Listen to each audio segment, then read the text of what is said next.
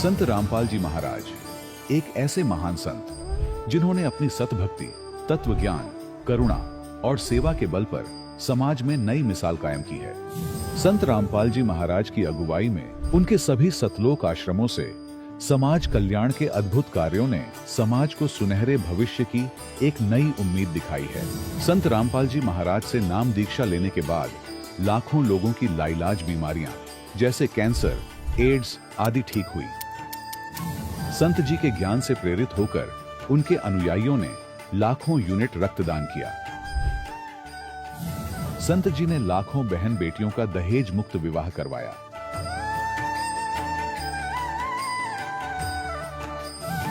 संत जी ने लाखों लोगों का नशा छुड़वाया, करोड़ों उजड़े परिवार बसे। संत जी के आश्रमों में समागम के दौरान निःशुल्क नेत्र चिकित्सा, दंत चिकित्सा प्रदान की जाती है। संत रामपाल जी महाराज द्वारा समय समय पर पर्यावरण संरक्षण के उद्देश्य से बड़े स्तर पर वृक्षारोपण किया जाता है। संत जी ने जरूरतमंदों को तत्काल राहत पहुंचाने के लिए एम्बुलेंस सेवा शुरू की। संत जी अपने अनुयायियों को देहदान के लिए प्रेरित करते हैं, जिससे मानवता की सेवा और चिकित्सा क्षेत्र में सुधार हो सके। संत रामपाल जी महाराज के सभी आश्रमों में हर रोज निःशुल्क भंडारा आयोजित किया जाता है, जहां हर वर्ग, हर जाति और हर धर्म के लोग एक साथ बैठकर भोजन करते हैं।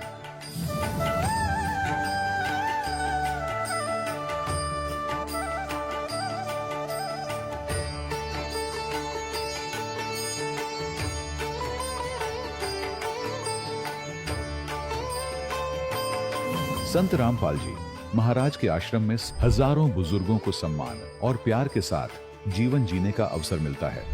उनके खाने, रहने और स्वास्थ्य की पूरी जिम्मेदारी संत रामपाल जी महाराज उठाते हैं। अनाथ बच्चों के लिए संत रामपाल जी महाराज के सभी आश्रम किसी वरदान से कम नहीं। यहाँ उन्हें शिक्षा, संस्कार और भविष्य के लिए बेहतर अवसर प्रदान किए जाते हैं। चाहे बाढ़ हो, भूकंप या महामारी, संत रामपाल जी महाराज और उनके अनुयायी हमेशा ही जरूरतमंदों के लिए सबसे आगे खड़े रहते हैं। कोविड महामारी के दौरान संत रामपाल जी महाराज के आश्रमों से करोड़ों लोगों के लिए भोजन, दवाइयां और जीवन रक्षक सामग्रियां उपलब्ध कराई गई। चाहे गरीब की मदद हो या किसी शोषित और पीड़ित वर्ग के हक और सम्मान की लड़ाई, संत रामपाल जी महाराज ने हमेशा ही उनकी दबी आवाज को सरकारों तक पहुंचाया है और उन्हें उचित न्याय दिलवाने में अहम भूमिका अदा की है। समाज में आध्यात्मिक और सामाजिक मूल्यों के प्रति जागरूकता लाने में संत रामपाल जी महाराज हर कदम पर मानवता के सच्चे सेवक साबित हुए हैं।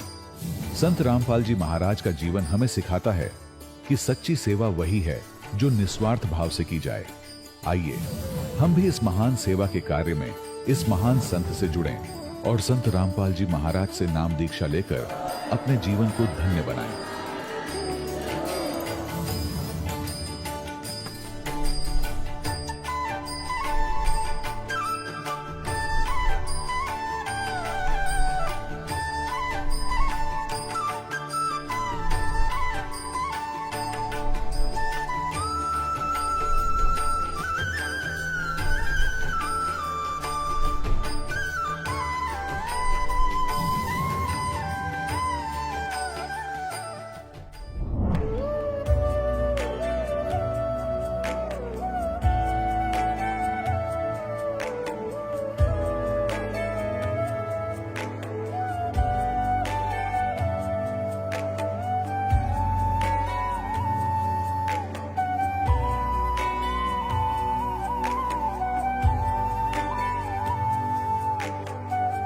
गीता में अर्जुन को स्वयं भगवान कह रहे हैं कि उस परमेश्वर की शरण में जा, उसके लिए उन संतों के पास जा जो तत्वदर्शी हो।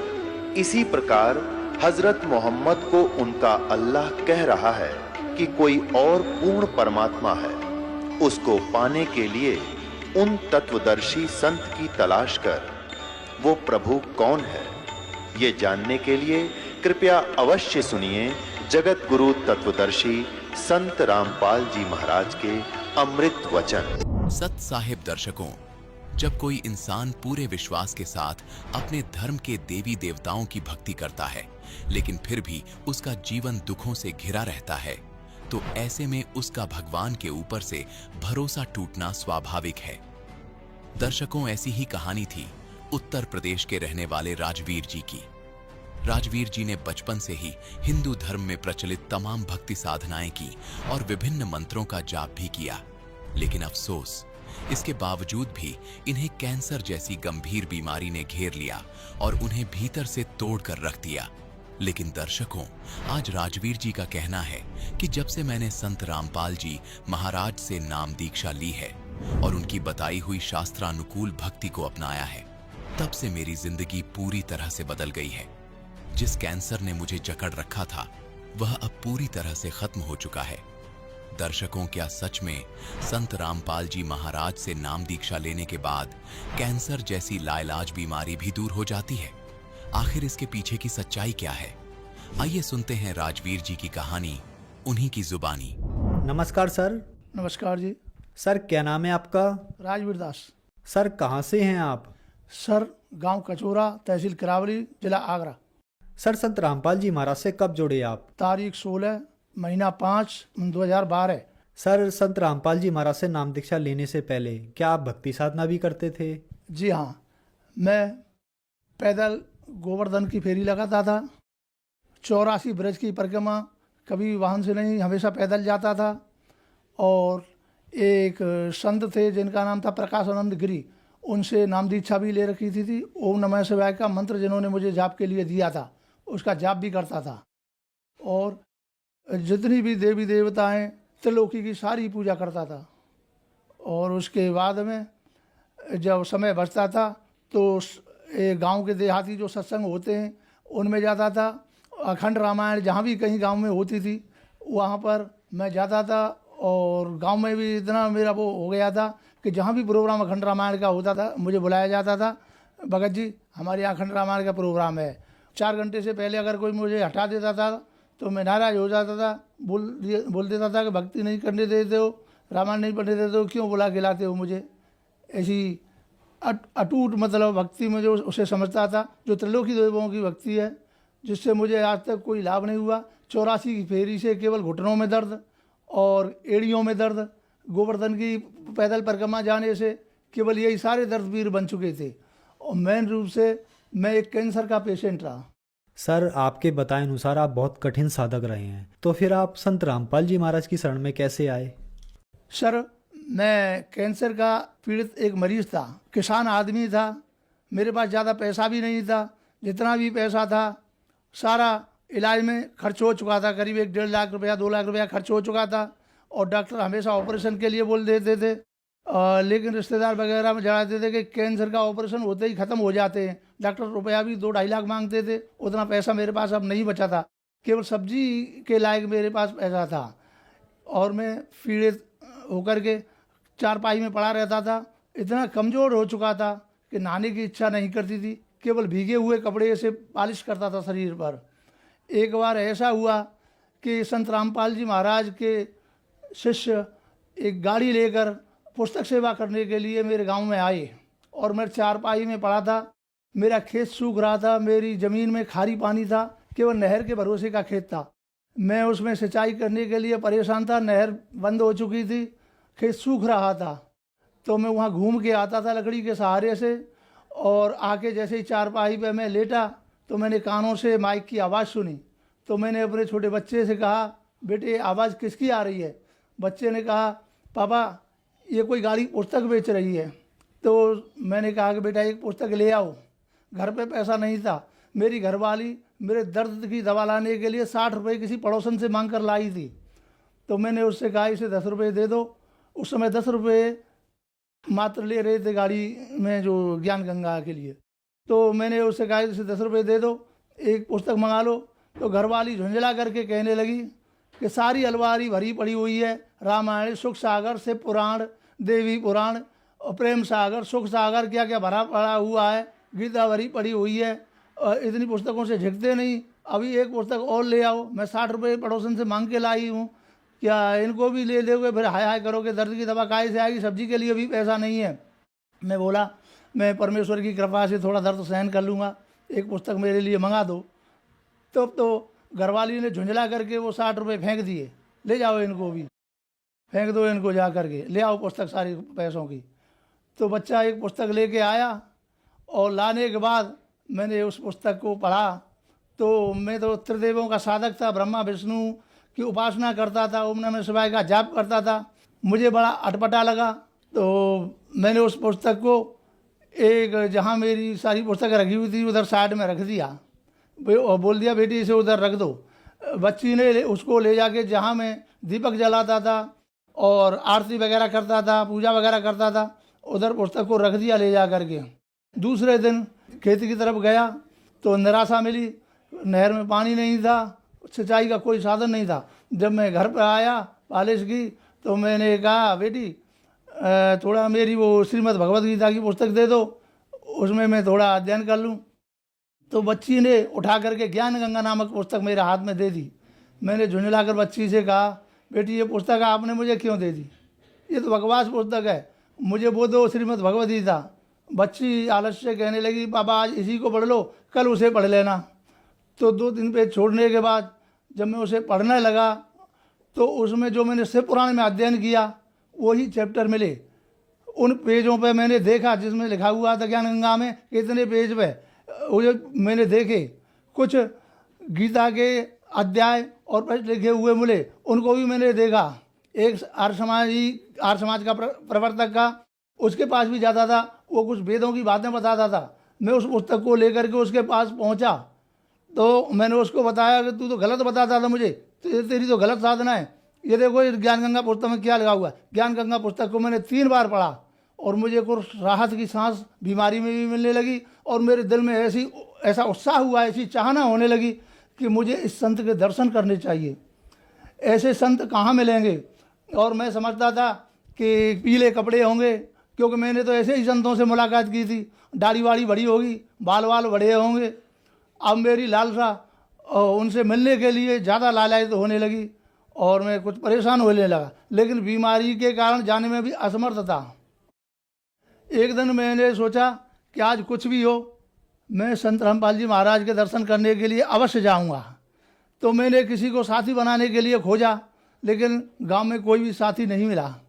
एक वाल्मीकि जो कबीरपंथी बताते थे, लेकिन उनका कबीरपंथ मुझे मतलब सुहावना नहीं लगा। वो कुछ बधाई वगैरह गाते थे।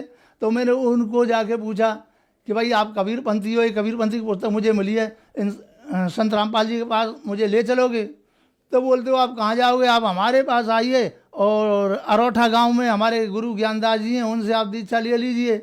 जी नहीं, मुझे ये स्वीकार नहीं है। मैं अपने आप चल पड़ा और मैंने ज्ञान गंगा को साथ में रखा। ज्ञान गंगा में से एक फ़ोन नंबर मुझे मिला और मैंने उनसे फ़ोन किया कि सर ये फ़ोन नंबर आपका है।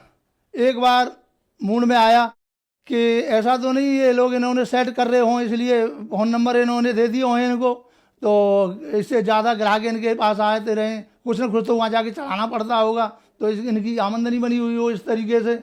लेकिन फिर भी कुछ अंदर से भावना हुई कि एक बार चल के देखो। निजामुद्दीन दिल्ली से उतर के मैंने कुछ देखा नहीं था और थोड़ा पैदल आगे गया। मैंने पूछा कि सब मुझे हरियाणा जाना है, हरियाणा में कैसे पहुंचूंगा। तो एक सज्जन ने कहा कि आप उधर रोड पे पहुंच जाइए, बस को हाथ मार देना और वो बस आएगी, आप ISBT पहुंच जाना, वहाँ से आप पहुंच जाओगे।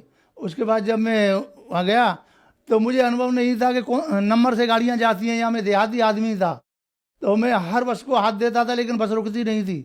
प्रभु ने मुझे इतनी सामर्थ्य दे दी कि निजामुद्दीन से और ISBT तक मैं पैदल पैदल चला गया।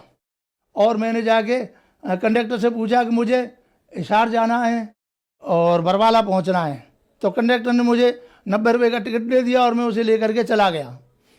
जाने के बाद हाँ, पैसे भी मुझे उस वाल्मीकि से मिले थे जो कबीरपंथी बनता था, पैसे भी मेरे पास ज़्यादा नहीं थे। अब लेकर चला गया, उसने मुझे बरवाला बस स्टैंड पर उतार दिया। रात का 1 बजा हुआ था। तो मैंने पूछा कंडक्टर से सर मुझे आश्रम पे जाना है, संत रामपाल जी के आश्रम पे, वहाँ कैसे पहुँचूँगा। तो बोलता है कि 1 नंबर पर खिड़की पर चले जाओ, वहाँ पे आपको चंडीगढ़ जाने वाली बस मिलेगी, उससे आप निकल जाना। तो मैं जब वहाँ गया तो खिड़की वाले ने बोल दिया कि अब बस नहीं मिलेगी, टाइम ओवर हो चुका है, 12 बजे तक ही बस चलती है। तो मैंने सोचा जब परमात्मा निजामुद्दीन से ISBT तक पैदल लाए तो यहाँ से भी ले जाएंगे। मैं पैदल पैदल वहाँ से चल दिया। चलने के बाद मेरे तो यही भ्रम था कि ऐसा आश्रम होगा, कहीं झोंपड़ी वगैरह बनी हुई होगी, कोई झंडे वगैरह लगे हुए होंगे। आश्रम मुझे मिला, उसमें लाइट वगैरह कुछ जली हुई थी, लेकिन मैंने उसे किसी की कोठी या वो समझा और मैं आगे निकल गया। और निकल करके जब मैं परेशान हो गया चलते चलते, रात का 2-2:30 बज चुका था, मैंने फिर मेहरा साहब को फ़ोन किया तो गाड़ी में बैठा के ले गए। और मैं नशा बहुत करता था, तंबाकू खाता था कुबेर नाम की, और बीड़ी पीता था 502 की, हुक्का भर के तंबाकू भी पीता था, शादी पार्टियों में दारू वगैरह भी इस्तेमाल कर दिया था। उसके बाद जब मैं आश्रम में पहुंचा तो यहाँ से घर से पूरे बंडल तंबाकू वगैरह ले गया था। आश्रम में जब गाड़ी ने मुझे छोड़ा कि आप अंदर चले जाओ जी, तो एक भगत जी वहाँ पे मिले जो रामपाल जी महाराज के शिष्य थे। उन्होंने मेरी तलाशी ली और देख करके कहा कि आप तो नशा बहुत करते हैं। मैं बोला जी हाँ, कि यहाँ तो मुक्ति मार्ग है, नशा मार्ग नहीं है भगत जी। आप ऐसा करो, ये बीड़ी वगैरह इस डब्बे में डाल दो, बीड़ी तंबाकू। मैं बोला साहब इसके बिना मैं जी नहीं सकता, ये तो मेरी आखिरी सांस के साथ जाएंगी और इसके बिना तो मेरे बहुत गैस बनेगी, मेरे बहुत पेट में दर्द होगा, मैं व्याकुल हो जाऊंगा। भगत जी ने मुझे समझाया कि ठीक है, अगर जब व्याकुल होंगे हम आपको ये देंगे निकाल के, इस डब्बे में रख दो। उसके बाद पहले दिन मैंने सत्संग सुना, दर्द में कुछ राहत मिलने लगी, लेकिन समझ में मेरी कुछ नहीं आया। दूसरे दिन कुछ भक्त लोग वहाँ मिले और मेरी भी कुछ समझ में धीरे धीरे आने लगा। भक्तों ने मुझसे परेशानी पूछी, मैंने उनको प्रॉब्लम बताई और उन्होंने मुझे समझाया भक्तों ने कि आप किसके साथ आए हो। मैं बोला साहब मैं तो ज्ञान गंगा पुस्तक पढ़ने से आया हूँ, कितने भक्तों की पीड़ाएं ठीक हो गई हैं, परमात्मा हो सकता है मेरी भी पीड़ा ठीक कर दे, तो इन संत जी की शरण में आया हूँ। तो उन्होंने बोला कि आप नामदीद चलो, आपको तुरंत आराम मिलेगा। उसके बाद दूसरे दिन संत रामपाल जी महाराज से नाम दीक्षा ली। सर, बहुत कठिनाइयों के होते हुए आपने संत रामपाल जी महाराज से नाम दीक्षा ली, तो क्या संत रामपाल जी महाराज से नाम दीक्षा लेने के बाद आपकी परेशानियां दूर हुई? जी हाँ सर, जितनी भी मेरी पीड़ा थी, सांस फूलती थी और कैंसर का रोग था। डॉक्टर ने मुझे यही बताया था, आप अगर ऑपरेशन नहीं कराओगे तो आपकी लास्ट स्टेज है, घर पर जाइए और बच्चों से बोलो आपकी सेवा करें और आपका फिर कोई इलाज नहीं है, ये कैंसर आपका फूट जाएगा, ये काफ़ी बड़ा हो चुका है और आप स्वर्ग सिधार जाओगे। लेकिन इतना पैसा मेरे पास नहीं था और मैं घर आ गया और बड़ी मुश्किल से संत रामपाल जी की शरण में जब मैं पहुंचा और नाम दीक्षा लेने के बाद मेरे दर्द में राहत मिली। और दर्द में राहत मिलने का धीरे धीरे उस गांठ का पता ही नहीं कि वो गांठ कैसे घुलती चली गई, कैसे ठीक होती चली गई, परमात्मा ने किस प्रकार से उसका ऑपरेशन कर दिया। पड़ोसी भी कहने लगे कि देखो कैंसर सबको खाता है, ये बंदा कैंसर को भी खा गया, न जाने कहाँ से मंत्र सीख के आया है कैंसर का। देखो इसके पास कैंसर का मंत्र है, इसको कैंसर हुई तो मीठी कैंसर हुई, दुनिया को कैंसर खाती है, कैंसर को खा गया। ऐसा इंसान आज तक हमने नहीं देखा। ऐसे कह के लोग हंसने लगते हैं आज भी। संत रामपाल जी की कृपा से और मेरा कैंसर भी ठीक हो गया, सांस फूलना भी बंद हो गया, जितने भी परेशानी थी सारी दूर हो गई। एक बच्ची मेरी बहुत बीमार रहती थी, उसकी ससुराल वालों ने जहाँ तहाँ डॉक्टर अशोका और AK गुप्ता, डॉक्टर पटनी, उनसे काफ़ी इलाज कराया था। लास्ट में उन्होंने कहा कि पैसा खर्च हम करेंगे जी, आप इसको ले जाइए जहाँ भी आप कहेंगे, जिन डॉक्टर से आप इलाज कराना चाहेंगे उनसे हम इनका इलाज कराएंगे और पैसा हमारा, आप सलाह दीजिए, हम हार चुके हैं, हम थक चुके हैं। तो मैंने उनसे कहा कि देखिए जी, मेरे यहाँ संत रामपाल जी महाराज से बढ़कर कोई भी डॉक्टर नहीं है, कोई भी परमेश्वर नहीं है, कोई भी वैद्य नहीं है। जिन्होंने मेरा कैंसर ठीक किया है, मेरा श्वास फूलना कम किया है, उनसे अलावा दूसरा बढ़कर के वैद्य हकीम नीम कोई भी नहीं है, वही मेरे परमेश्वर हैं। आपकी इच्छा हो, आपको अगर ऐतराज न हो तो बेटी को और दामाद को मेरे साथ भेजो और वहाँ से नाम दीक्षा लो और ये ठीक हो जाएंगी। तो उन्होंने कहा कि आप अपनी बेटी को ले जाइए और लड़का हमारा बाद में ले लेगा। तो मैं अपनी बच्ची को वहाँ लाया और बच्ची को वहाँ लाने के बाद में उसको नामदान दिलाया और नामदान देने के बाद ही उसे राहत मिलती चली गई। राहत मिलने के बाद वो तुरंत ठीक हुई। आज वो लड़की भी बिल्कुल स्वस्थ है और मैं भी बिल्कुल स्वस्थ हूँ, मुझे कोई परेशानी नहीं है संत रामपाल जी की कृपा से। संत रामपाल जी के महाराज की शरण में आने से मेरे सारे लाभ हो गए। और मेरे बच्चे ने प्रथम बार भर्ती देखी थी, पहली भर्ती में ही मेरा बच्चा COD में सेलेक्ट हो गया, जो कि कई बार भर्तियां देखते हैं बच्चे नहीं आ पाते हैं। संत रामपाल जी की कृपा से ये सारे काम हुए। और पता नहीं, मैं एक साधारण आदमी हूँ, एक बच्ची मेरी BCom कर रही है, दूसरी BA कर रही है, तीसरी इंटर कर रही है, और एक बच्चा मेरा हाई स्कूल में पढ़ रहा है। इन सब का खर्चा कैसे चलता है मुझे नहीं पता। संत रामपाल जी महाराज कहाँ से इनकी फीस परवरिश करवा देते हैं, कहाँ से कैसी व्यवस्था बना देते हैं, स्कूल के ड्रेस के, फीस के, एडमिशन, पुस्तक वगैरह, ट्यूशन वगैरह, कोचिंग वगैरह, इनके बहुत सारे खर्चे न जाने संत रामपाल जी महाराज कहाँ से चलवा देते हैं, कहाँ से पैसा आता है, और मुझे दिखाई भी नहीं देता और काम भी सारे होते रहते हैं। संत रामपाल जी महाराज की शरण में आने से पहले मैं इतना बीमार रहता था, इतना तंग रहता था कि सब्जी के लिए, नमक की थैली तक के लिए भी पैसे मेरे पास नहीं रहते थे। 60 रुपये मेरी घरवाली एक पड़ोसन से मांग के लाई थी, और उससे मैं केवल दर्द की गोली खाता था, ज़्यादा दवा नहीं आ पाती थी, केवल दर्द की, जो हरे पत्ते की डाइक्लोरम प्लस आती है, उसे केवल दर्द के लिए 2-2 खा लेता था, उससे मेरे दर्द में राहत मिल जाती थी। उन्हें 1-1, 2-2 महीने के लिए 60-60 रुपये को करता था। और आज संत रामपाल जी महाराज की शरण में आने से न कोई बीमारी है, न पैसे की तंगी है, न कोई किसी से झगड़ा होता है, और शांति ही शांति प्राप्त हो रही है। धन्य है ऐसे गुरुदेव, धन्य है ऐसे परमेश्वर। सर, आपकी स्थिति बहुत दयनीय थी, आपके पास दवाई खाने के लिए भी पैसे नहीं थे। फिर जगत गुरु संत रामपाल जी महाराज से नाम दीक्षा लेने के बाद आपका कैंसर ठीक हो गया। सर, आपने ज्यादातर धर्म ग्रंथों का अध्ययन बहुत ही गहराइयों से किया है, तो सर जगत गुरु संत रामपाल जी महाराज में ऐसी क्या शक्ति है जो कैंसर जैसी लाइलाज बीमारी बिना ऑपरेशन, बिना दवाई के केवल नाम दीक्षा देने मात्र से ही ठीक कर रहे हैं? संत रामपाल जी महाराज पूर्ण परमेश्वर हैं, पूर्ण परमात्मा आए हुए हैं धरती पर। इनके अलावा दूसरा कोई परमात्मा नहीं है, यही साकार परमात्मा और साहिब कबीर जी के रूप में आए हुए हैं। सर, आप कैसे कह सकते हैं कि संत रामपाल जी महाराज जी पूर्ण संत हैं? सर, जो डॉक्टरों से दवा नहीं हुई, जो देवों की, त्रिदेवों की शक्ति में बार बार करता रहा, उनसे मेरे पीड़ा बढ़ती गई। तो और संत रामपाल जी की शरण में आने से केवल ऐसा उन्होंने मंत्र जाप दिया, और उस मंत्र के लिए मैं ही नहीं, मेरे सारे पड़ोसी भी कहते हैं कि ये खेत में कुछ भी फेंकता है, अपने गुरुजी से कोई ऐसा मंत्र सीख के आया है कि झूठे को फेंकता है तो सांचों को पैदा होती है, ये कौन सा मंत्र सीख के आया है? तो मैं कैसे नहीं कहूँ वो परमात्मा नहीं है, वो परमात्मा है। संत रामपाल जी महाराज सभी सदग्रंथों से प्रमाणित भक्ति देते हैं, सारे प्रमाण शास्त्रों में मिलते हैं, और मतलब इसमें कोई शंका नहीं रहती। सर, संत रामपाल जी महाराज से नाम दीक्षा लेने के बाद आपको बहुत सारे लाभ प्राप्त हुए, तो जो दर्शक आज आपको देख रहे हैं वो भी किसी न किसी तरीके से बहुत ज्यादा परेशान हैं, उनके लिए आप क्या कहना चाहेंगे? मैं भक्त समाज को यही कहूँगा कि भक्तों, मिलो, ये मौका न चूकने दो। धरती पर परमात्मा आए हुए हैं, जल्दी ही इनकी शरण में आओ और सारे त्रिवेदी काल के दूतों से बचो, जो भी तुम्हें ढोंगी बहकाए हुए हैं। जैसे मैं भी पीले कपड़े वालों के पीछे पीछे घूमता था, पैर छूते रहता था, उनको त्यागो, वो काल के दूत हैं, और उनसे दूर हटके संत रामपाल जी महाराज की शरण में आओ और मुक्ति कराओ। सर, संत रामपाल जी महाराज की शरण में कैसे आ सकती हैं? संत रामपाल जी महाराज की शरण से पुस्तक सेवा जब हम करने जाते हैं तो जगह जगह, गांव गांव पुस्तक सेवा करते हैं। ज्ञान गंगा नाम की एक पुस्तक है जिसमें सृष्टि रचना का भी सारा प्रमाण है। उसका अध्ययन करने से और कुछ भक्तों के सत्संग सुनने से, जगह जगह सत्संग भी होते हैं, ज्ञान चर्चाएं होती हैं, उनको सुनने से संत रामपाल जी महाराज की शरण में आ सकते हैं। धन्यवाद सर। सत साई। दर्शकों, अभी आपने सुने संत रामपाल जी महाराज से दीक्षा प्राप्त करके सुखी हुए भक्त के अनुभव।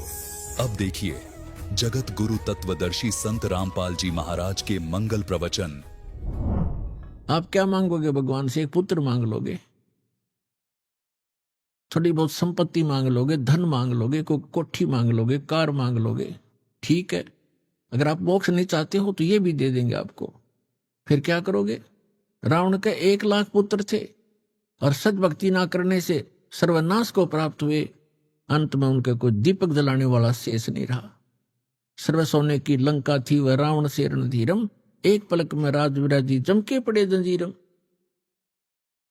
तो परमात्मा उनको संतान भी दे सकते थे पर नहीं दिया। कीचड़ में नहीं डाल सकते आप माता पिता अपने बच्चों को। कीचड़ से निकाला करते हैं। तो वो कोई बहन उस नीमा के सामने आई, चली गई 2 इंजेक्शन ला के, एक पुत्र तो चाहिए था। भगवान ने यह क्या करी, तेरा संसार में साजा हो जाता है, लोग देखते नहीं के हैं वो आ गया मनुष्य। तो वह सारी रात करवट बदलती रही बहन नीमा, और सुबह उठ के उसके पति ने कहा कि चल स्नान करने चलते हैं, समय हो गया, उठकर चल पड़ी। रास्ते में, क्योंकि बेशक उन्होंने मुसलमान धर्म स्वीकार कर लिया था, लेकिन भगवान शिव को भुला नहीं पा रहे थे। रास्ते में अकेले आ रहे थे, नीमा फूट फूट कर रो रही थी कि हे भगवान शंकर, हे महादेव, मुझ दासी को भी एक खिलौना दे देते, मेरा भी संसार में मुंह ऊपर को करके जीने का साधन बन जाता। अब मेरा जीना दुभर हो गया मालिक, आप क्या नहीं कर सकते, हमारी भूल को माफ करो, हम तो मूर्ख हैं, तुच्छ हैं, गलती बनी होगी भगवान, एक लाल दे देते, एक बच्चा दे देते, हमारा भी जीवन सुखी हो जाता। रोने लगी बुरी तरह, क्योंकि उस इंजेक्शन ताजे ताजे लगा रखे थे, वह लगा की थी सामने कोई बावड़ी सी। तो नीरू कहने लगा कि देखो नीमा, यदि हमारी किस्मत में होते तो भगवान दे ही देते, किस्मत में हमारे भाग्य में है नहीं तो भगवान देंगे कहां से शिव जी। और रो रो के तू अपनी आंखें फोड़ लेगी, बुढ़ापे में उंगली पकड़ने वाला कोई है नहीं, अंधी हो जाएगी, ये और दुख होगा, तो रोया मत कर। बहुत प्यार से उसको समझाने की चेष्टा करता हुआ चल रहा है, और ऐसे ही प्रार्थना आपस में चर्चा करते करते लहर तारा तालाब पर पहुंच गए। स्नान करने के लिए पहले नीमा चली गई, नीरू बाहर दूर बैठ गया। नीमा स्नान करके बाहर आई उस लहर तारा तालाब के उस घाट से। उसके बाद नीरू स्नान करने के लिए तालाब में प्रवेश किया। तब तक रोशनी सी हो गई थी, थोड़ी थोड़ी उजाला सा हो गया था, सूर्य उदय नहीं हुआ था। और नीमा स्नान करते समय जो वस्त्र बांध कर अपने लपेट कर नहाई थी शरीर के, उसको धोने के लिए जब पुनः तालाब पर गई, उसने क्या देखा कि कमल के फूल के ऊपर कोई वस्तु हिल रही है, क्योंकि परमात्मा कमल के फूल पर शिशु रूप धारण करके विराजमान थे, सतलोक से आकर विराजमान हुए थे और एक पैर को हिला रहे थे। वो पैर को हिला रहे थे। नीमा ने देखा कि कोई सर्प ना हो, और गौर से देखा तो क्या देखा कि तो बालक है, छोटा सा बच्चा। उसने अपने पति से कहा कि देखियो जी, कमल के फूल पर बालक है, देखिए उस कमल के फूल पर बालक लेटा है। नीरू नाते नाते कह रहा कि नीमा तू मेंटल होली, तू बिल्कुल पागल होगी बच्चों के मोह में। अब तुझे इस सरोवर के अंदर जल में, गहरे जल में भी बच्चे दिखाई देने लगे, तो कुछ संतोष कर, कुछ सब्र कर। तो वो फिर जोर से कहने लगी, देखियो जी सचमुच, देखो देखो देखो सामने। अब उसने सोचा देख तो लूं, यह पागल किसको क्या कह रही है। उसने जो ही जिस तरफ वो संकेत कर रही थी ध्यान से देखा, तो सचमुच एक कमल के फूल पर बालक लेटा है। अब उसने भी आव देखा ना ताव देखा, कमल के फूल समेत तोड़ लिया, उठा लिया और अपनी पत्नी को थमा दिया।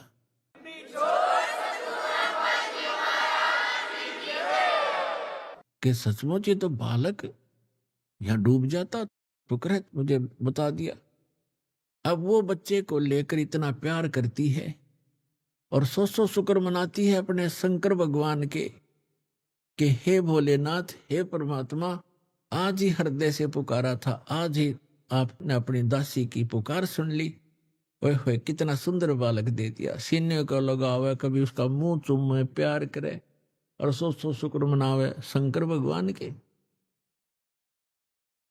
अपना आत्मा हमारे साथ ऐसे बना हुआ है, करता है सारा कुछ परम अक्षर ब्रह्म जो सर्वशक्तिमान है कबीर भगवान।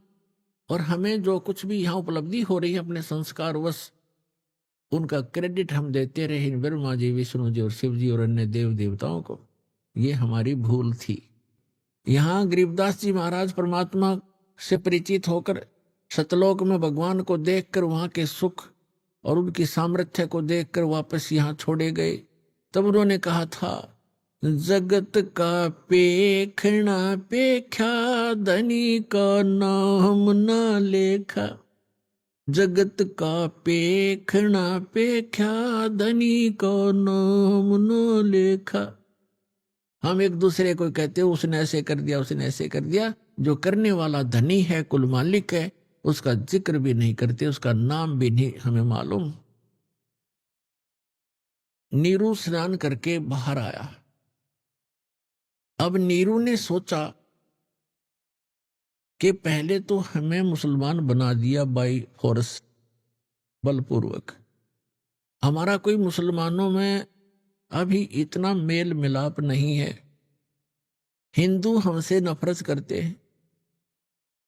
अब हम मुसलमान बनाए, दीन बदल दिया हमारा कोई बस नहीं चला। बतेरी गलानी है हमें, पर विवश से हम जाएं कहाँ। फिर उसने सोचा कि यदि आज हम इस बच्चे को लेकर जाएंगे तो नगर निवासी पूछेंगे किसका उठा लाए, कमबख्त हो तुम, इसकी मां रो रही होगी, छोड़ के आओ, बताओ किस कहां से लाए हैं। और वो स्वयं कल्पना कर रहा है कि हमारे साथ ऐसी बीत सकती है। और बच्चा भी जाएगा और हमें देश से निकाला भी मिल जाएगा, नगर से निकाल दिया जाएगा। इस डर के कारण नीरू ने अपनी पत्नी को समझाया कि देखो हमारे साथ ऐसे ऐसे बन सकती है और हम कहीं के नहीं रहेंगे, बच्चा भी नहीं रहेगा। तो उसकी पत्नी कहती है कि जी मुझे नहीं मालूम इस बालक ने मेरे ऊपर के जादू कर दिया, अब मैं इसके बिना प्राण त्याग दूंगी, मैं रह नहीं सकती, मैं इसके बिना जिंदा नहीं रहूंगी। तो नीरू ने कहा तो बिल्कुल पागल होगी, कुछ भी भविष्य का नहीं देखती हो। मैं कह रहा हूं बच्चा भी नहीं रहेगा और हमें भी निकाल दिया जाएगा, घर से बेघर कर दिए जाएंगे। तो कुछ अकल से काम ले, रख दे इस बच्चे को यहीं पर। अपने पूरे जीवन में उस महापुरुष ने अपनी पत्नी की तरफ प्रथम बार हाथ किया था कि मैं तेरे थप्पड़ मार दूंगा, तू ज्यादा मुंह लग गई है। मैं तेरी हर बात को मानता रहा कि ये जान करके इसको संतान नहीं है और इसकी आत्मा को दुख ना हो, और प्रत्येक बात को तेरी को स्वीकार करता रहा, लेकिन तू ज्यादा हठी हो गई है, रख दे इस बच्चे को, नहीं मैं तुझे पीट दूंगा। बहुत दुखी होकर के उसने हाथ किया अपनी पत्नी की ओर, और वो टस से मस नहीं हो रही थी कि मार बेशक बच्चा नहीं छोड़ूंगी। तब परमात्मा ने कहा कि हे मोमिन, मुझे ले चलो अपने घर, तुम पर कोई आपत्ति नहीं आएगी, मैं तुम्हारे लिए ही आया हूं।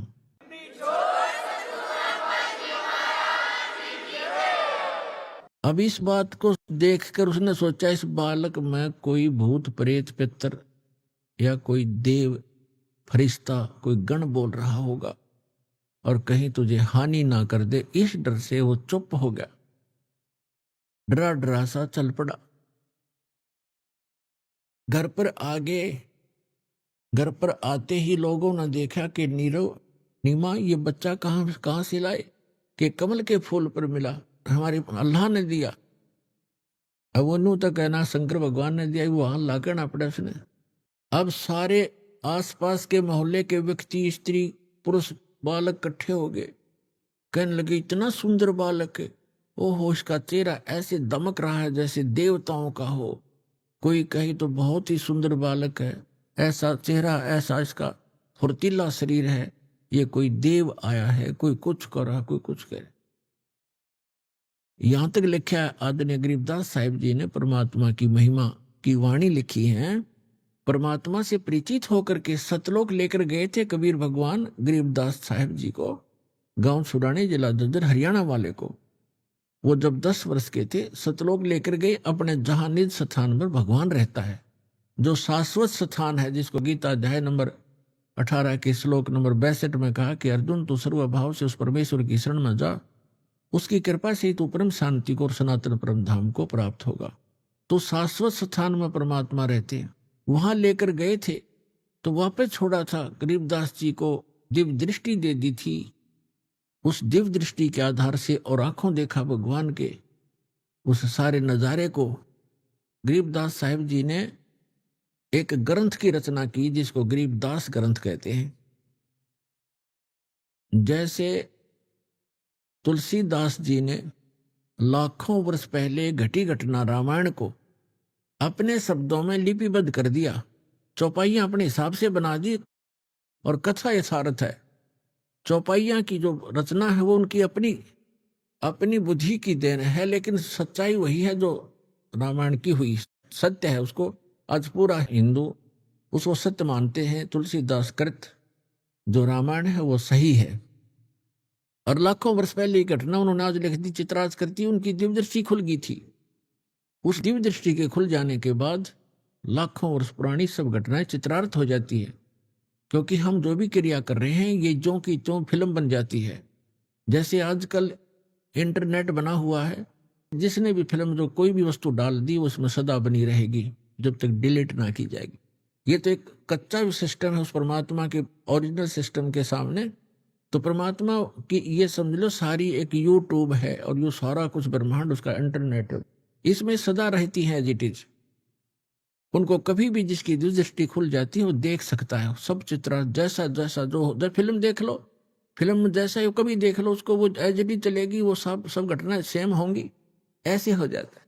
तो गरीबदास जी की जो दिव्य दृष्टि थी वह तुलसीदास जी से कहीं कई गुना श्रेष्ठ थी, ज्यादा क्षमता वाली थी। तो गरीबदास जी ने ऐसे ही अपने भगवान कबीर परमेश्वर की महिमा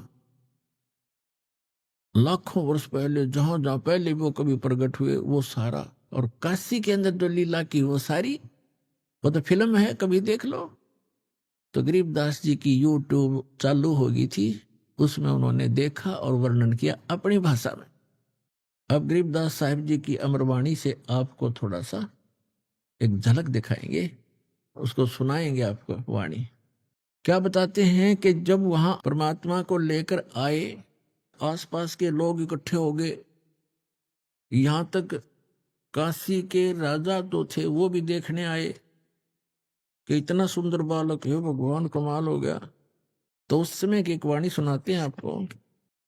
84 बंधन कटे वो कीनी कल्प कबीरे, भवन चतुर्दश लोक सब ये टूटे जम जंजीरे, अनंत कोट ब्रह्मांड में वो बंदी छोड़ कहाए, सतगुरु पुरुष कबीर हैं वो जननी जने नमाए। कि ये परमात्मा अनंत कोट ब्रह्मांड में ये बंदी छोड़ कहाए। बंदी छोड़ कौन होते हैं? अमर करूं सतलोक पठाऊं, तात बंदी छोड़ कहाऊं, बंदी छोड़ हमारा नामम, अजर अमर है अस्थिर ठामम। अमर करूं, यहां आपको ऐसी भक्ति शक्ति दूंगा, आपको अमर कर दूंगा। आप मृत्यु के उपरांत वहां चले जाओगे जहां जाने के बाद साधक फिर लौटकर कभी संसार में नहीं आते, और वहां आपका संसार होगा, आपका परिवार होगा।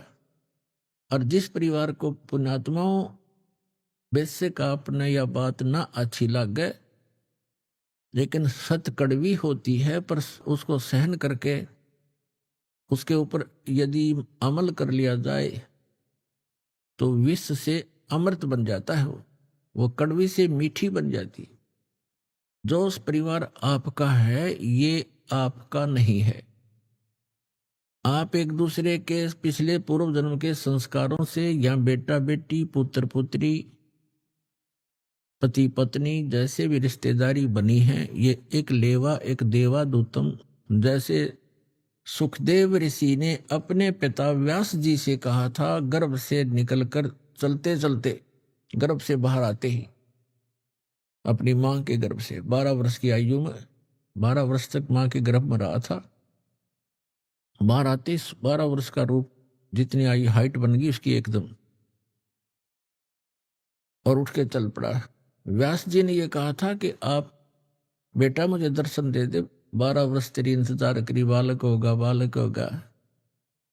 तो उसने कहा था कि ऋषि जी, ना जाने कितनी बार तू मेरा बाप बन लिया, ना जाने कितनी बार मैं तेरा बाप बन लिया। ये तो बुरा झंझट है। अब क्या मुझे इस रोग को कटवाने दे, मैं देखूं नहीं आपके और आप में मेरी ममता बन जा, मैं नहीं देखूंगा। और कहा, एक लेवा एक देवा दूतम, कोई किसी का पिता नहीं पुतम, ऋण संबंध जुड़ा एक ठाठा, अंश में सब 12 बाट। आज आपकी मृत्यु होगी, वृद्ध होकर आप मनमाना नाइजीरिया में जन्म ले लोगे, फिर पुत्र की मृत्यु होगी, वो मनमाना अफ्रीका में जन्म ले, क्योंकि संस्कारवश जन्म लेगा, आगे थोड़े इकट्ठे हो सकते हो। और ये जो साधना आपको बताई जाती है सत भक्ति, इससे आप पूरे परिवार जो आज दीक्षा ले लेगा, क्योंकि ममता तो आपकी में रहेगी थोड़ी बहुत, लेकिन आप में एक आस्था और प्रबल हो जाएगी इस ज्ञान के आधार से कि हम वहां जाएंगे सतलोक में, और इनको हमने भक्ति पर लगा दिया, ये भी वहीं आ जाएंगे अपना समय पूरा करके, तो हम फिर वहीं ऐसे इकट्ठे हो जाएंगे, क्योंकि ये सत्य है और ये ज्ञान आपके हृदय में समाया रहेगा। इनमें अगर आस्था भी रहेगी तो आप यहां रहना नहीं चाहोगे। आस्था का अर्थ होता है उसके अंदर वापस आकर यही इनके पास रहने की आस्था अगर आपकी रहेगी तो फिर पार नहीं हो सकोगे। इस ज्ञान के आधार से आपके हृदय में ये समा जाएगा कि ये लोग ठीक नहीं है, हे भगवान फिर जन्म ना देना, हे परमात्मा हमारा भी जन्म फिर ना देना। और इन हमारे संबंध में जो आए हैं बच्चे, कोई किसी भी नाते रिश्ते में है, पिता है, पुत्र है, पुत्री है, पत्नी है, दादी है, माँ है, तो इनको भी आपकी ये अर्ज होगी, कभी होगी तो ये भी वहीं आ जाए और वहीं फिर हम सदा रहेंगे। यहाँ तो आज मर गए और फिर मन माने यहीं आस्था होगी तो फिर यहाँ जन्म ले लोगे। ये जन्म मरण का रोग ऐसे कटेगा जो अब दास उतारा।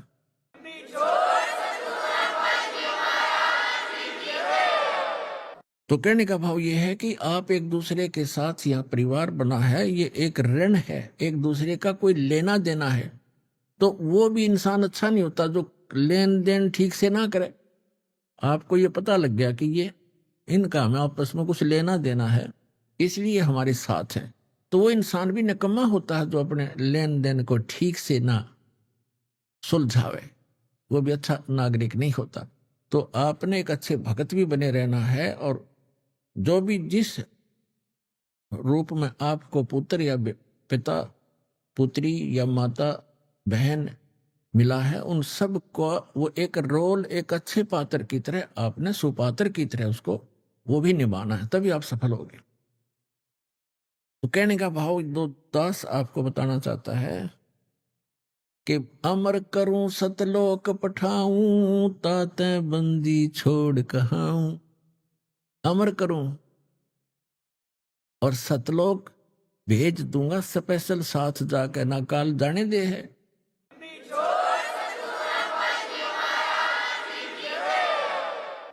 अमर करूं सतलोक पठाऊं, अर्थात बंदी छोड़ कहाऊं। बंदी छोड़ हमारा नामम, अजर अमर है अस्थिर ठामम। ठाम मन स्थान, अजर अमर है वो लोक, कभी नाश में नहीं आता, वो सतलोक कहलाता। सत्य माने अविनाशी, शाश्वत, सदा रहने वाला स्थान, वहां ले जाऊंगा तुम्हें, वहां छोड़ दूंगा। तो यहां कहते हैं अनंत कोट ब्रह्मांड में बंदी छोड़ कहाए, सो तो एक कबीर हैं जननी जने नमाए। वो किसी माँ से पैदा नहीं हुए। शब्द स्वरूप साहेब धनी, शब्द सिंध सब माही, बाहर भीतर रम रहा, जहां तहां सब ठाई। अब जैसे सूर्य एक स्थान पर रहते हुए भी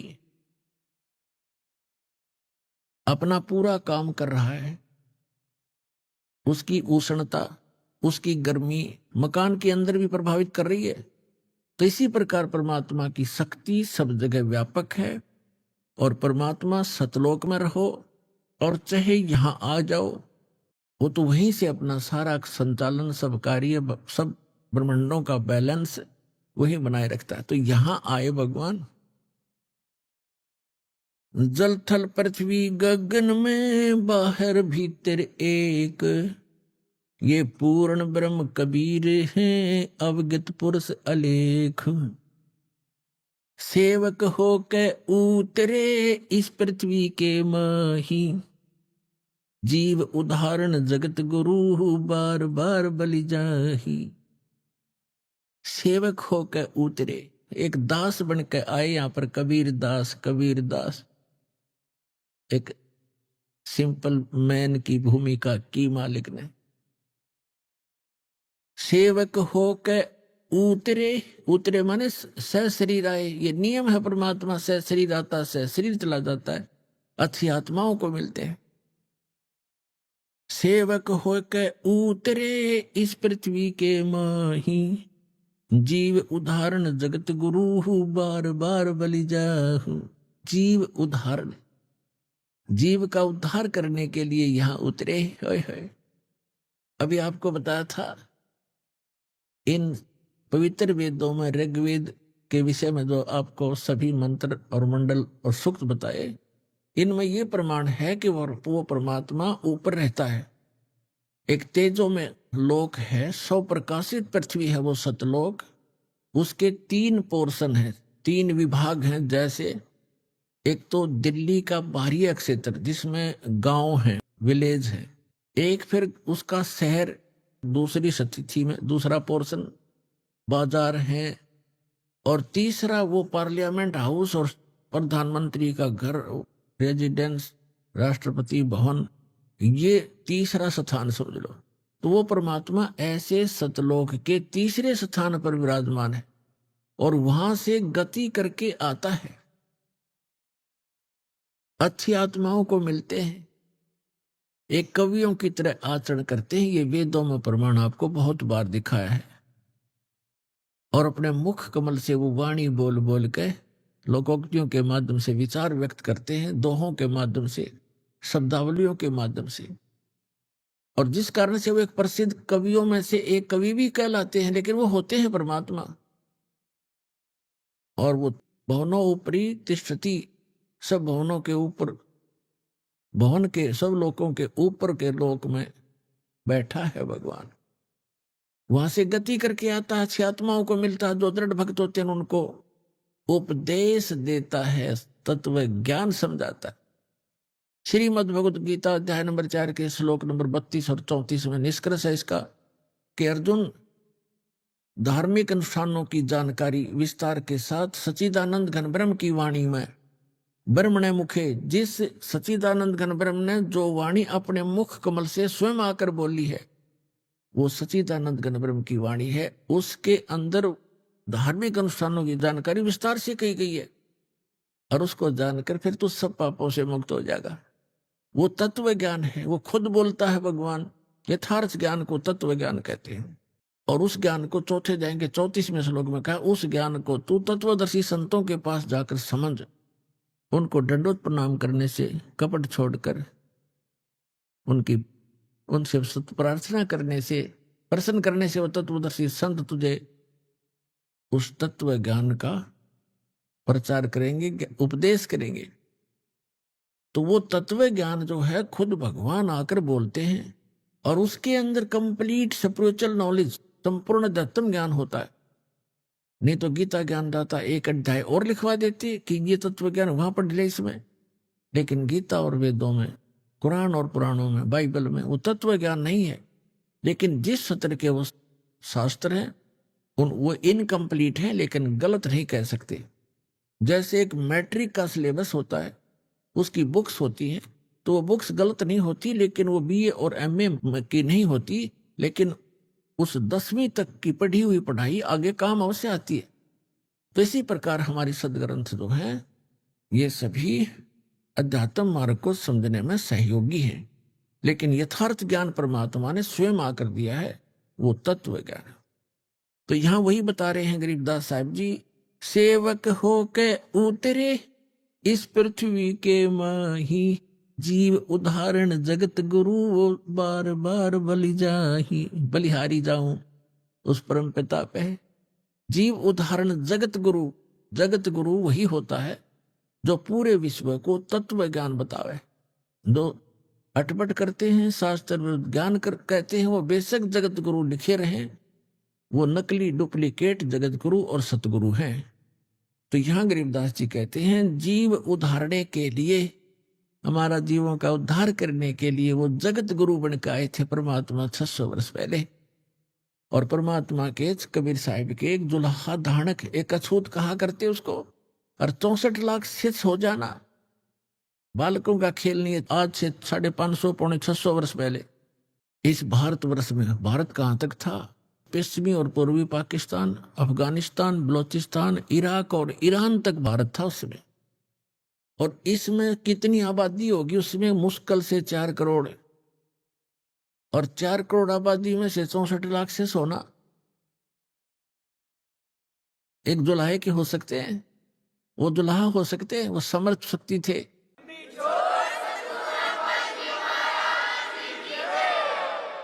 जुलाहा कर्म से थे, लेकिन वो परमात्मा थे, और कर्म इसलिए कर रहे थे कि भाई मेरे से निर्धन कोई नहीं। और परमात्मा पाने के लिए सत भक्ति हो, चाहे गरीब हो चाहे अमीर हो, क्योंकि उन्होंने राजाओं को भी दीक्षा दी और सेठों को भी, साहूकारों को भी दीक्षा दी, लेकिन उनको सच्चाई से परिचित कराया कि मोक्ष पाने के लिए ये बकवाद संसारिक छोड़नी पड़ेंगी, तभी मुक्त होगी। तो इसलिए यहाँ गरीबदास जी कहते हैं कि वो दास बनकर उतरे। जैसे रामानंद जी को परमात्मा सचखंड लेकर गए, सतलोक शाश्वत स्थान पर, स्वामी रामानंद जी को फिर वापस छोड़ा, तब कहा था दोहू ठोर है एक तू भया एक से दो, दोहू ठोर है एक तू, ऊपर भी आप ही हो और नीचे भी आप ही हो, और गरीबदास हम कारणे तुम आए हो मगजो।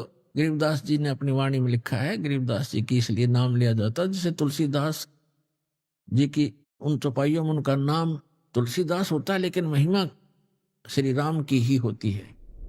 अभी आपने सुने संत रामपाल जी महाराज के मंगल प्रवचन। आइए अब सुनते हैं संत रामपाल जी महाराज से नाम दीक्षा लेकर सतभक्ति करके अद्भुत लाभ प्राप्त करने वाले अनुयायी के विचार। दर्शकों, क्या हो अगर इंसान बचपन से ही अपने धर्म के भक्ति साधनाओं को करता रहे, लेकिन फिर भी उसके जीवन से दुख और बीमारियां खत्म होने का नाम ही ना ले। दर्शकों, कुछ ऐसी ही कहानी थी उत्तराखंड की रहने वाली कृष्णा चौरसिया जी की। कृष्णा जी ने अपने जीवन में सभी देवी देवताओं की पूजा की और राम रहीम जैसे संतों की शरण ली, लेकिन नतीजा सिर्फ और सिर्फ बढ़ते हुए दुख और गहराता हुआ अंधेरा। लेकिन दर्शकों, आज कृष्णा जी का कहना है कि जब से मुझे संत रामपाल जी महाराज की शरण मिली और मैंने उनके द्वारा बताए शास्त्रानुकूल भक्ति मार्ग को अपनाया, तब से मेरी जिंदगी पूरी तरह से बदल गई है। मेरी वर्षों पुरानी बीमारियां छूमंतर हो गई हैं। दर्शकों, आखिर संत रामपाल जी महाराज की भक्ति में ऐसा क्या है जो लोग अन्य संतों की शरण छोड़ संत रामपाल जी महाराज की शरण में आ रहे हैं? आखिर इसके पीछे की सच्चाई क्या है? आइए सुनते हैं कृष्णा चौरसिया जी की कहानी, उन्हीं की जुबानी। नमस्कार जी। सत साहिब जी। क्या नाम है जी आपका? जी कृष्णा चौरसिया। कृष्णा जी, आप कहाँ से हैं? जी हरिद्वार से। संत रामपाल जी महाराज से नाम दीक्षा आपने कब ली? जी 9 अगस्त 2020 में हमने संत रामपाल जी महाराज जी से नाम दीक्षा ली। संत रामपाल जी महाराज से नाम दीक्षा लेने से पहले आप क्या भक्ति साधनाएं किया करते थे? जी सभी देवी देवताओं की पूजा करते थे, जैसे सब लोग करते हैं वैसे ही करते थे। तीर्थ व्रत भी करते थे, लेकिन कहीं से कोई लाभ नहीं मिल रहा था। बस दुख ही दुख बढ़ते ही चले जा रहे थे, दुखों का अंत ही नहीं हो रहा था। तो फिर क्या कारण बना कि आप संत रामपाल जी महाराज की शरण में आए? जी मैं यूट्यूब चैनल पर सत्संग देख रही थी, सतलोक आश्रम आया, उस पर मैंने क्लिक किया तो सत्संग आने लगे। उस सत्संग में मैंने देखा कि उसमें लिखा हुआ, उसमें बता रहे थे संत रामपाल जी महाराज कि ब्रह्मा विष्णु महेश के माता पिता कौन हैं। हमने फिर और भी ज़्यादा दिलचस्पी लेनी शुरू करी और फिर हमने मालिक के सारे सत्संग सुने। लगभग हम 1 महीने तक उनके सत्संग सुनते रहे। फिर हमने ज्ञान गंगा पुस्तक ऑर्डर की, फिर हमने उनका सारा ज्ञान समझा, सृष्टि की रचना कैसे हुई, सब कुछ पढ़ के फिर हमने मालिक से नाम दीक्षा ली। जी संत रामपाल जी महाराज जी से। संत रामपाल जी महाराज से नाम दीक्षा लेने के बाद आपको क्या लाभ मिले? जी बस लाभ ही लाभ मिले, हानि तो कोई भी नहीं हुई। बस लाभ इतने मिले कि मैं आपको बताना चाहूँ तो बस दिन कम पड़ जाएगा, लेकिन लेकिन आपको हम बस जो मोटे मोटे लाभ है वो आपको बता देती हूँ। मुझे थायराइड हो गया था और दिमाग की नसों में बहुत दर्द रहता था, नसें सिकुड़ चुकी थी। हमने डॉक्टर को दिखाया तो डॉक्टर ने बोला कि ये तुम्हारी बीमारी अब ख़त्म नहीं होगी, ठीक नहीं होगी, आपको पूरी ज़िंदगी दवाई खानी पड़ेगी। फिर हमने इलाज कराया, लेकिन बस वही है कि दवाई खाते रहे, चलते रहे, चक्कर भी बहुत आते थे, बहुत बीमारी रहती थी। पति भी हमारे बोलते थे कि कभी भी तुम ठीक नहीं रहती हो, वो भी बहुत परेशान हो चुके थे मेरी बीमारी से। और हमारे घर में गृह क्लेश भी बहुत रहता था, आर्थिक स्थिति भी बहुत ख़राब हो गई थी हमारी, बच्चे भी बीमार रहते थे, घर में किसी प्रकार की सुख शांति नहीं थी, बस अशांति अशांति थी। और कर्जे से भी बहुत ज़्यादा हम परेशान हो चुके थे। लेकिन जब से मालिक संत रामपाल जी महाराज जी के शरण में आए, उनसे नाम दीक्षा ली, उनके शरण में जाते ही मेरी सारी बीमारी ठीक हो गई और हमारी आर्थिक स्थिति भी बहुत अच्छी हो गई। और हम 12 साल से किराए के मकान में धक्के खा रहे थे, बहुत परेशान थे, अपना मकान ले ही नहीं पा रहे थे क्योंकि कर्ज से ही नहीं मुक्ति मिलती थी, अपना मकान कहाँ से ले पाते। लेकिन जब से सदगुरु रामपाल जी महाराज जी के शरण में आए, तब से मालिक ने इतने सुख दिए कि 1 साल के अंदर मालिक ने मुझे अपना घर भी दे दिया, घर की आर्थिक स्थिति भी बहुत अच्छी कर दी, सारे कर्जों से भी मुक्ति मिल गई। और मेरा बच्चा, उस पर बेसमेंट के नीचे हमारा एक कमरा था, उसमें मेरा बच्चा नीचे लकड़ी के सीढ़ी से नीचे उतर रहा था, 40 किलो का दरवाज़ा उसके सर पर गिरा, लेकिन बंदी छोड़ सदगुरु रामपाल जी महाराज जी ने पल पल रक्षा करते हैं। उसके सिर्फ सिर पर एक हल्की सी खरोंच आई, नहीं तो मेरा बच्चा मेरे हाथ नहीं आता। वो तो परमात्मा सदगुरु रामपाल जी महाराज जी के शरण में आने से उन्होंने रक्षा करी और मेरा बच्चा आज बिल्कुल ठीक ठाक है। मैंने ना कहीं दिखाया, ना कहीं अल्ट्रासाउंड कराया। सब लोगों ने कहा कि दिखाओ भाई, दिमाग का मामला है, लेकिन मुझे अपने सदगुरु रामपाल जी महाराज जी पर भरोसा था और मेरा बच्चा बिल्कुल ठीक ठाक है, नॉर्मल है और पढ़ाई भी अच्छे से कर रहा है। और जी, इससे पहले मैं धन धन सदगुरु राम रहीम जी से भी जुड़ी हुई थी और ये गायत्री मंत्र जो देते हैं यहाँ पर हरिद्वार के अंदर, वहाँ भी मैंने लिया, वहाँ भी मैंने काफ़ी मंत्रों का जाप किया, सब कुछ किया। और भी कुछ लोग मिले थे ऐसे ही बाबा लोग, उनसे भी मंत्र लिए, उनसे भी मंत्र करके मैंने साधना की, पर कहीं से कोई लाभ मिल ही नहीं रहा था। दुख ही दुख आ रहे थे, कहीं से कोई सुख नहीं मिला था। यहाँ तक कि जब मेरे ऊपर कष्ट आए तो मायके से भी सपोर्ट मिलनी बंद हो गई, मतलब दरवाजे बंद हो गए। पापा मेरे डॉक्टर थे, उनको जब मेरे ऊपर दुखों का पहाड़ टूट पड़ा, मेरे को बार बार मायके जाना पड़ता था, तो मेरे पापा को हार्ट अटैक आ गया और पापा के जाने के बाद मेरा मायके से भी दरवाज़ा बंद हो गया और मैं अकेली पड़ गई थी, कोई साथ नहीं देता था। लेकिन संत रामपाल जी महाराज जी के शरण में जब से आई हूँ, मालिक ने इतने सुख दिए, इतनी मौज दी कि अब सभी लोग मुझे पूछने लगे। नहीं तो कहीं भी कोई इज्जत नहीं करता था, मान नहीं करता था, कोई पूछता नहीं था। अब जरूरत ही नहीं है, मालिक की भक्ति में सुख ही सुख मिल रहा है। संत रामपाल जी महाराज से नाम दीक्षा लेने के बाद आपको बहुत सारे लाभ मिले, तो जो दर्शक आज आपको टीवी पर देख रहे हैं, खास करके महिलाएं जो दुखी हैं, उनके लिए आप क्या कहना चाहेंगे? उन सभी बहनों से मेरी यही प्रार्थना है कि बहनों, हम सब इस काल के लोक में रहे हैं और काल के लोक में सुख नाम की कोई चीज़ नहीं है। और अगर अपना सब दुख दूर करना चाहते हो तो संत रामपाल जी महाराज जी से नाम दीक्षा लेकर अपने सभी दुखों से छुटकारा पा सकती हैं, क्योंकि संत रामपाल जी महाराज जी के अतिरिक्त पृथ्वी पर कोई भी संत नहीं है जो हमारे दुखों को दूर कर सकता है। चाहे आप कितने ही ज्योतिषों के पास चले जाओ, चाहे आप कितने ही बाबाओं के पास चले जाओ, क्योंकि ये सारे नकली गुरु जितने भी आ रखे हैं, ये सब काल के दूत हैं।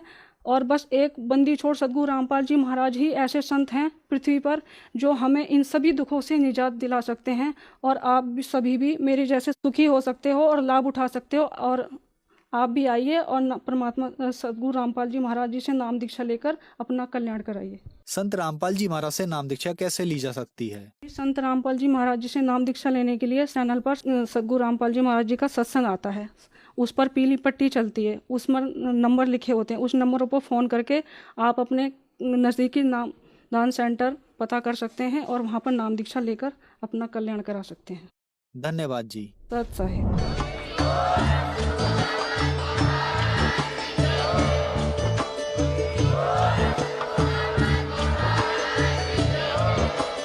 आप सुन रहे थे जगत गुरु तत्वदर्शी संत रामपाल जी महाराज जी के मंगल प्रवचन। अधिक जानकारी के लिए विजिट कीजिए हमारी वेबसाइट www.jagatgururampalji.org। संत रामपाल जी महाराज जी के शुभ आशीर्वाद से पूरे विश्व भर में 500 से भी ज्यादा नाम दीक्षा केंद्र हैं, जिन पर संत रामपाल जी महाराज जी द्वारा ऑनलाइन निशुल्क नाम दीक्षा दी जा रही है। अपने नजदीकी नाम दीक्षा केंद्र का पता करने के लिए संपर्क करें 8222880541।